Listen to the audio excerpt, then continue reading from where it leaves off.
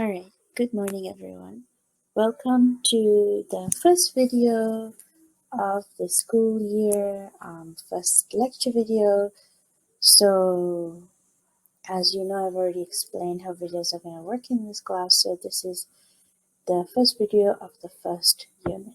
Okay, pause anytime you need to practice any calculations, and if you have a question, just raise your hand if you're in class, or ask me a question if you're on Zoom.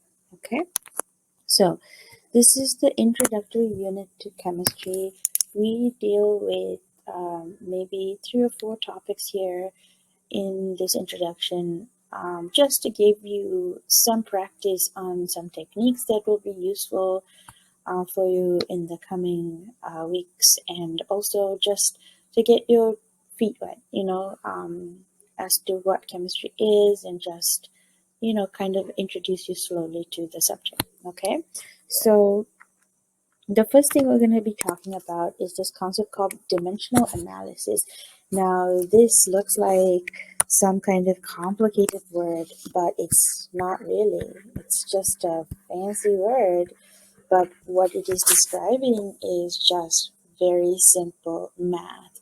Just some division and some multiplication, and that's it. The only thing that you have to follow is you have to follow the setup in the exact way that I show you, because in chemistry, it's not just the numbers that's important, it's also the units that accompany those numbers.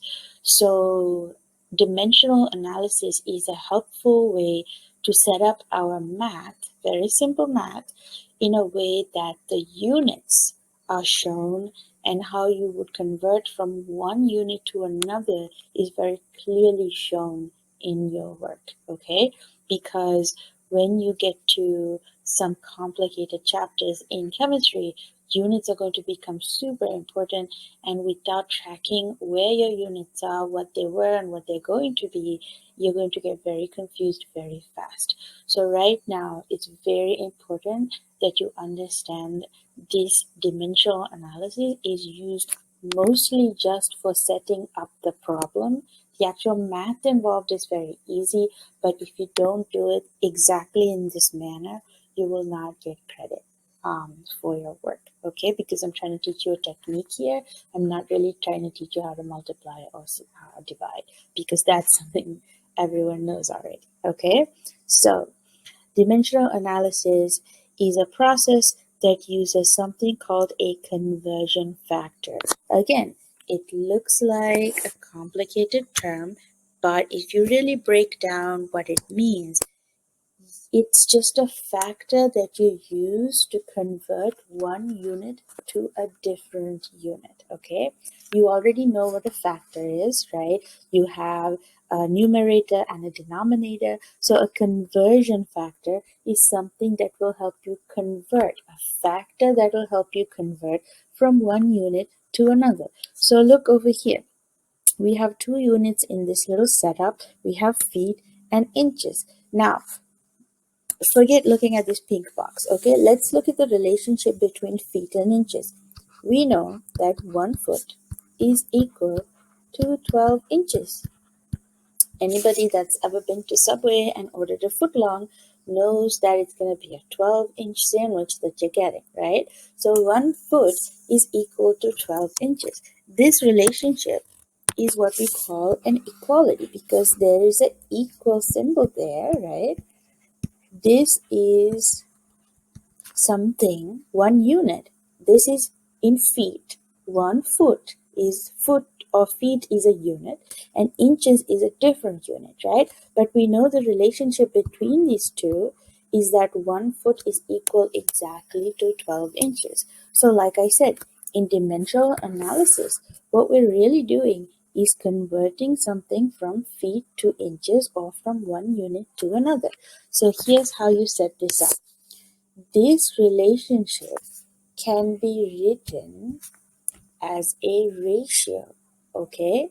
So if I say that 1 foot is equal to 12 inches, I can write this as a ratio where I put 1 foot over 12 inches because you know that you have 1 foot for every 12 inches. Or you can switch this, because what's so special about feet being on the top, right? You can say 12 inches is 1 foot. So you have 12 inches to 1 foot, or 1 foot to 12 inches. So these are ratios written from this equality or this relationship. Okay, now see what you have. You have this ratio where you have 1 foot over 12 inches, and you have this ratio number 2, that has 12 inches over 1 foot, because one unit is not more special than the other unit, right? So what you have here, 1 and 2 here, this is what we call conversion factors. They are factors that we are going to use to convert from one unit to another. Okay, sorry. So which conversion factor you use is going to be dependent on the problem that you encounter. Okay, so just to recap, these are conversion factors.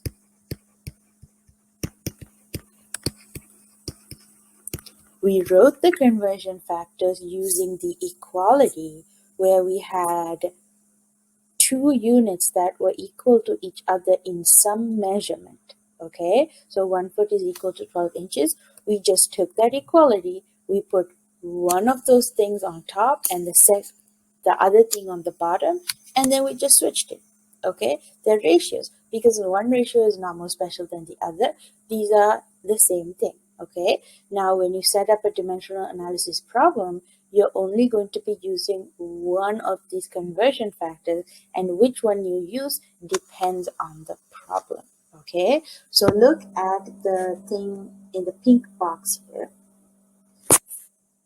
Here is a dimensional analysis setup. So I would look at this and I would write the question for it. The question would have been, convert 5 feet to inches. So I want to know how many inches are in 5 feet. Okay, now let's get like one of your questions out of the way. One of the first questions that you can think of, everybody's probably thinking of this, is wait, if 1 foot is 12 inches, why can't I just multiply 12 by 5 and then I'll just get my answer, which is 60 inches? You're absolutely right. Okay, if I know that 1 foot is 12 inches, I can easily calculate how many inches 5 feet is by multiplying 12 by 5, right? 1 foot is 12, 2 foot is 24, and then 5 feet will be 60 inches, right?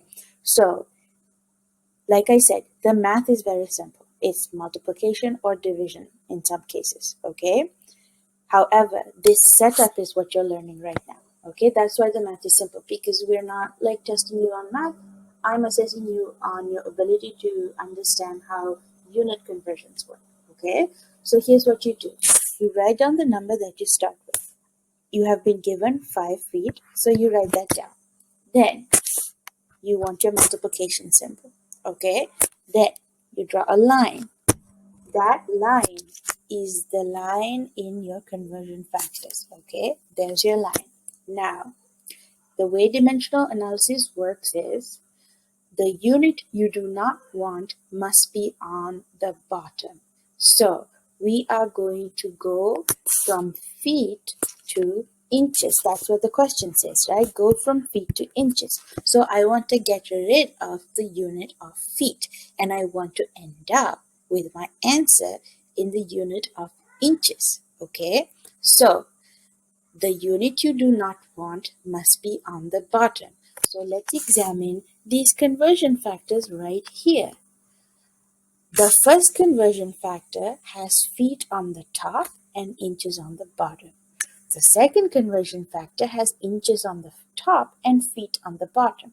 Now, we have to pick conversion factor number 2 because that's the conversion factor with feet on the bottom, and feet is the unit that we want to get rid of. Okay, so we are going to use that second conversion factor, and I'm going to put 12 inches on the top, 1 foot on the bottom, And here's what happens. Feet and feet cancel out. Now that you have your conversion factor, you can just do the math. If the number is on the top, you multiply. If the number is on the bottom, you divide. So 5 times 12 is 60. 60 divided by 1 is still 60.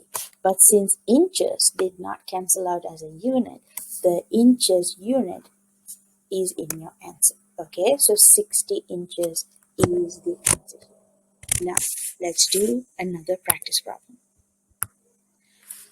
Here is inches and yards. Okay, so in order to go from inches to yards, we should do two conversions, and I'll show you how to do that.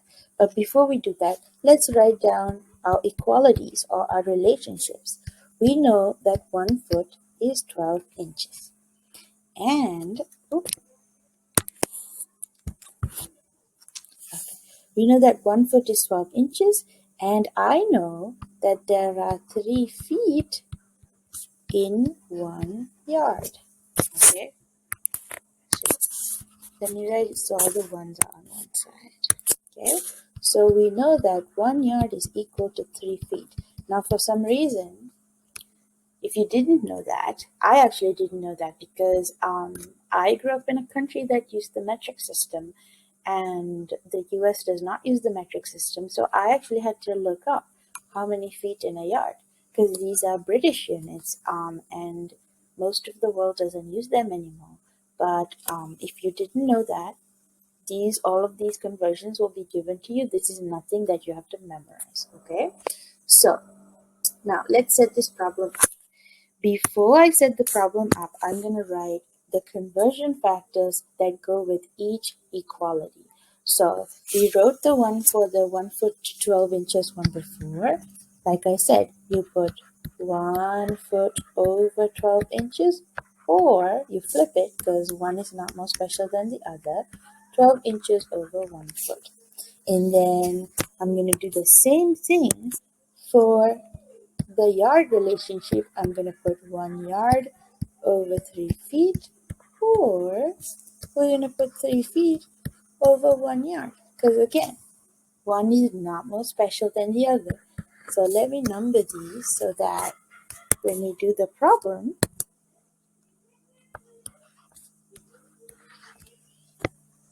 we can actually use those numbers. Okay, so here is the question. Convert 44.5 inches to yards. So I'm going to start with the number they give me, 44.5 inches. You must write the unit. The unit is super important. Okay, so 44.5 inches is what I start with. I write my multiplication sign. I'm going to draw a line. Okay, that line is going to have my conversion factor.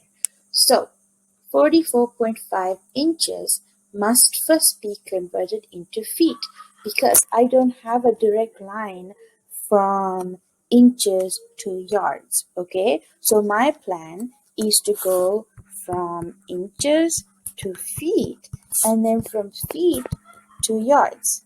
Now, a question that might occur to you is like, wait, can't I just figure out how many inches 3 feet is and then say that 1 yard is that many inches? Yes, you can. But the purpose of this practice problem is to show you how to do a double conversion, okay? Because you are going to have to do as many as 4 conversions in one problem in the coming modules, okay? So 44.5 inches is what we start with. Now, like I said, the unit you do not want needs to go on the bottom. So I'm trying to go from inches to feet in my first conversion. So the unit that I don't want is inches. So I'm going to pick conversion factor 1 because that has inches on the bottom. And I'm going to put 12 inches on the bottom, and I'm going to put 1 foot on the top. Okay? Now, I'm going to put another multiplication sign and another line, because now, if you examine closely, I have just cancelled out the unit of inches, and I have converted my number into feet. Now the actual calculation we'll do in a second, okay? I'm just showing you how the units have changed over. So inches have been canceled out, now I have feet. Now I want to cancel out feet and I want to end up with yards. So look at the two conversion factors for yards. The first one has feet on the bottom and yards on the top. The second one has feet on the top and yards on the bottom. So I want to end up in yards. That means yards has to be on the top. I want to cancel feet. That means feet have to be on the bottom. So that means I'm going to use the first conversion factor here that has 1 yard over 3 feet. Okay, now feet and feet will also cancel out. That's if you have the two units diagonally, they're going to cancel out. Okay, then I am left with the unit of yards because that's the only unit that hasn't canceled out. Okay, now let's do the math. So in this particular case, if something is on the top, you multiply by that number. If something is on the bottom, you divide by that number. But if you look at the numerator in both conversion factors, the numerator is 1. It's the denominator that is actually different. So the numerators are not going to actually affect your calculation. Okay, so you would go 45.5 times 1, then you divide that by 2. I suggest that you do each calculation for each conversion factor separately before you move on to the next one. It really avoids calculation errors. Okay, so 44 times 1 divided by 12, then that answer times 1 divided by 3 will give you 1.236 yards. Okay, so that is how you convert inches into yards. All right, so let's do another practice problem. This one is going to be pretty simple because we know most of the time, well, all of the time equalities, we already know those. So let's try to do this just in one line of work, okay? So I have been given 434 seconds and I want to end up in hours. So let's set up our progression, okay? You can go from seconds to minutes and then from minutes to hours. Most people don't know how many seconds are in an hour. I don't either. So if you don't know, you just go to a unit that you do know, which is minutes, and then you can go to hours because you know that there is 60 seconds in 1 minute and that there are 60 minutes in 1 hour, right?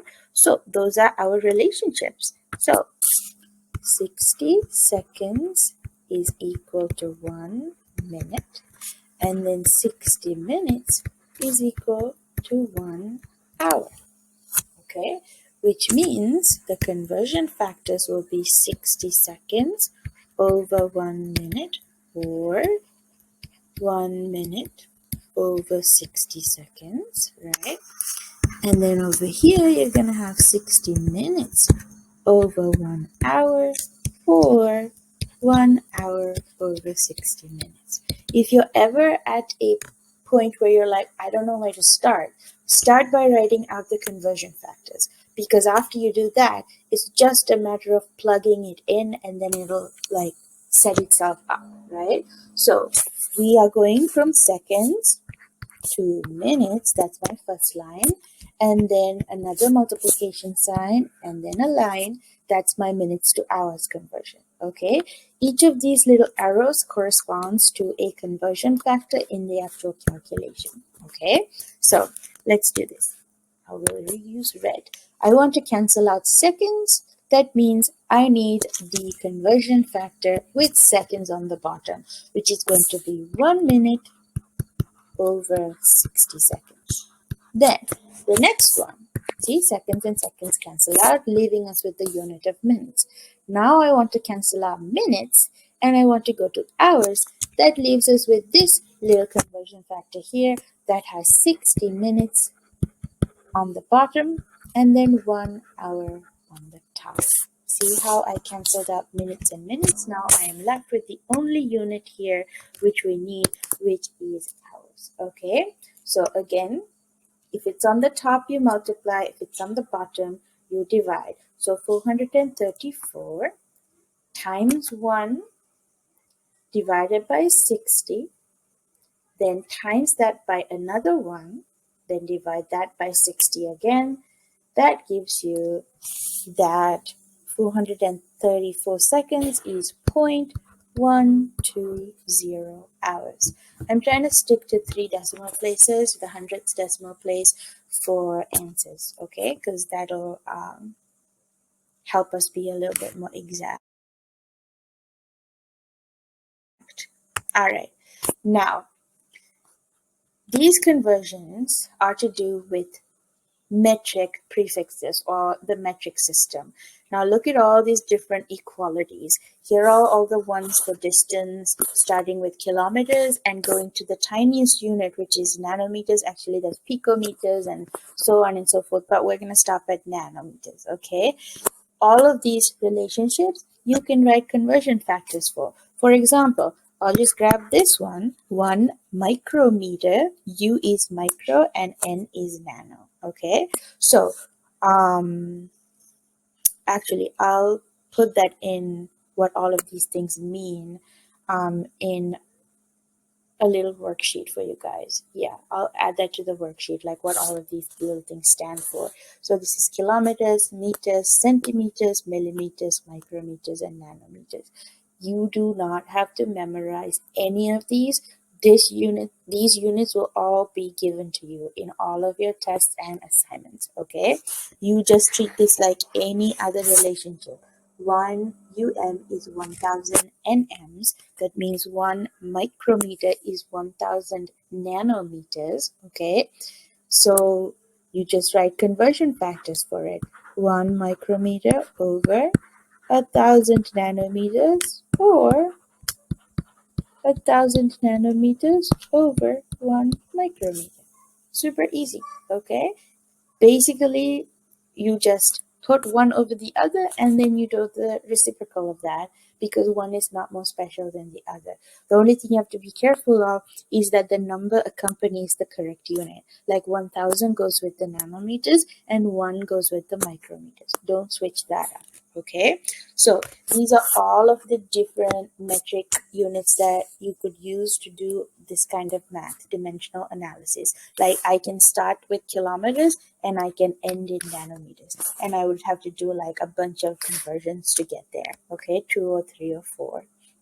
Then, so let's do this question. So you have to convert 5.66 nanometers to centimeters. So let's figure out how to do that. Now I'm going to go back to the slide. I will show you. In order to go from nanometers to centimeters, right? This is what I have been given. Yeah, this is what I've been given. Nanometers is what I've been given. I have to go up to centimeters. So I have to go from nanometers to micro, micrometers to millimeters, millimeters to centimeters. That's my ending point, okay? So each arrow represents a conversion, and I'm climbing up the stairs towards centimeters, okay? So nano to micro is one conversion, micro to milli is one conversion, and milli to centi is one conversion. That means my problem is going to have 3 conversions, okay? So I'm going to write the equalities here. 1000 nanometers is 1 micrometer. Then 1000 millimeters. 1000 micrometers. Sorry. You'll be given all of these, so you don't have to memorize them. Okay. 1000 micrometers is 1 millimeter, and then 10 millimeters is 1 centimeter. That's a change from 1,000, right? But that's how the metric system works. 1 centimeter is 10 millimeters, okay? So it's right there. 1 centimeter is 10 millimeters. So we will end with centimeters. Now, I'm going to set up my problem. 5.66 nanometers. You can abbreviate nanometers to nm, okay? Actually, let's just go back. Maybe I can find a little space to write all of the little. K is kilo, okay? And then C is centi, and then M is milli, then U is micro, and then N is nano. So those little prefixes can be attached to anything, okay? So this is distance in meters, right? Mass in grams, volume in liters, and time in obviously seconds. Okay, so if you just use the prefix, you can read any of these units. Km is kilometers, M is meters, Cm is centimeters, mm is millimeters, um is micrometers, and nm is nanometers. Okay, ng is nanograms, ug is micrograms, etc. And then ul is microliters, nl is nanoliters, etc. And then second is nanoseconds, microsecond, ms is milliseconds, etc. Okay, that's basically your whole metric system. All right, now let's solve this problem. So now that I have 5.66 nanometers, I'm going to go from nano to micro, micro to milli, milli to centi. Okay, so that's 3 conversions. Now I'm going to look at each relationship, and without writing conversion factors, I'm going to figure out what I have to put on the bottom and what I have to put on the top. But you can definitely write conversion factors if you ever get confused by this, okay? And we're going to continue to practice writing conversion factors as well, okay? So I want nanometers to cancel out. Let's write conversion factors for the first one. 1000 nanometers over 1 micrometer, or 1 micrometer over 1000 nanometers. So I want nanometers to cancel out, which means I'm going to use this one with nanometers on the bottom. The reason it's 1000 is that's the number that's in the relationship. 1000 nanometers, and on the top, 1 micrometer. Nanometers cancel out. Now I have the unit of micrometers, right? I want to go from micrometers to millimeters. So let's try the conversions for this one too. Why not? 1000 micrometers over 1 millimeter, or 1 millimeter over 1000 micrometers. I want micrometers to cancel out. That's the conversion factor that has micrometers on the bottom. 1 millimeter over 1000 micrometers. Now, the last relationship is 10 millimeters is 1 centimeter. So, here are the 2 conversion factors. Oops, my bad. 10 millimeters over 1 centimeter, or 1 centimeter over 10 millimeters. Hopefully, in future videos, you can actually see my face. Right now, I don't have the document camera that they're going to provide us because I haven't been to school yet, and this is still summer. So hopefully, in the future, you can actually see my face when I'm making videos. All right. So,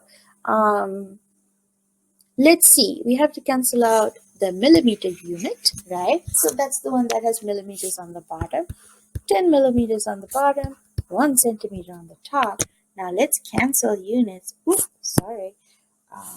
Wait, yeah. let's cancel units and then we can get our answer.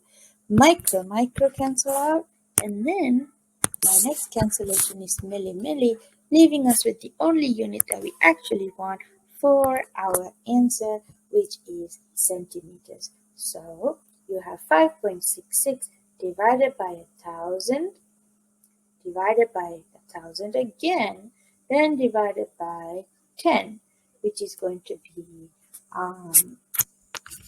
5.70 times 10 to the 1, 2, 3, 4, 5, 6, 7. 10 to the negative 7 centimeters. Okay. Yep. 1, 2, 3, 4, 5, 6, 7. There we go. So I wrote this in scientific notation. Okay. Ooh. Yeah, I wrote this in scientific notation, but in your calculators you might get 1, 2, 3, 4, 5, 6, 7, 5, 7. This as your answer. It's the same thing, right? I'm sure you learned scientific notation in middle school. You take your decimal point, see all those zeros? That's crazy, right? So you take your decimal point, you move it 1, 2, 3, 4, 5, 6, 7 until you encounter this number. Okay, that's not a zero. And you put your decimal point right there, and the number of times you had to count before you got to a non-zero number, that's the number that goes as a power of 10. But because it's such a tiny number, when you move your decimal point to the right, it's a negative 7. If for some reason you move your decimal point to the left, that's going to end up being a power of 10 to a positive number. Okay, so like imagine that I wrote 570,000, okay, 0.0. I would have to move my decimal point 1, 2, 3, 4, 5 times before I got to a non-zero number, and that would be 5.7 times 10 to the 5. Not negative, positive, because that's a large number, and this is a number that has many decimals. Okay, so that's just a little tutorial on scientific notation in case you've forgotten from middle school. But if you wrote your answer down just like that, I'm totally fine with it. If you're like, I can't use scientific notation on top of all this stuff, that's fine. Just make sure your number contains the unit as well. Okay, now here is just a different kind of dimensional analysis. The math is going to be the same, the setup is going to be the same, but it just looks like a complicated problem, but it's not. Okay, so this is your first introduction to this number called the mole. The mole is a number in chemistry that is used to calculate very large quantities of stuff. So things in chemistry like atoms and different types of particles are so tiny that we have to use this number called the mole to quantify those tiny particles. Okay, it's basically like the word dozen. Okay, it works in the same way that a dozen works. If you go to a donut shop like Dunkin' Donuts and say, hey, give me a dozen donuts, the donut person knows what you're talking about and will pack you 12 donuts, right? If you go to the grocery store and you get a box of eggs, it says 1 dozen eggs on the box, right? So it's 12 eggs. Dozen means 12. So just like that, the word mole in chemistry means this very specific number of particles, okay? So a mole is actually 6.02 times 10 to the 23rd number of particles. Now, if I were to write this down, so this is scientific notation, right? If I actually write it out, it is 6 and then 23 movements of the decimal point. So 1, 2, 3, 4, 5, 6, 7, 8, 9, 10, 11, 12, 13, 14, 15, 16, 17, 18, 19, 20, 21, 22, 23. There we go. So it's that number. Okay, it's a gigantic number, which is why instead of writing this gigantic number out, we actually write it as 6.02 times 10 to the power of 23 particles. Okay, that is equal to 1 mole. It's 602 sextillion particles, and we call this Avogadro's number because it was a dude called Avogadro that came up with it. Okay, so it's based on the number of carbon atoms in a mole of carbon. We will talk about that when we get to the periodic table unit, but for now, know that there is a basis for it, and it just is very helpful in measuring out large quantities. Okay, so we're just going to use this number to do a bunch of dimensional analysis. So it works the same way. Okay, if I have this relationship that 1 mole is 6.02 times 10 to the 23rd particles, I can write it as two conversion factors, right? You can say 1 mole over 6.02 times 10 to the 23rd particles. You can abbreviate particles to part, okay? Or you can say 6.02 times 10 to the 23rd particles is 1 mole. So there are your conversion factors. One has moles on the top and the other one has particles on the top. And you use it the same way that you would do anything else. So 4.51 times 10 to the 18th particles. So the reason that it's useful to know scientific notation is because you're going to have to use it, okay? So 4.51 times 10 to the 18th particles, you need your multiplication sign first, then your line, okay? And you have to go to moles.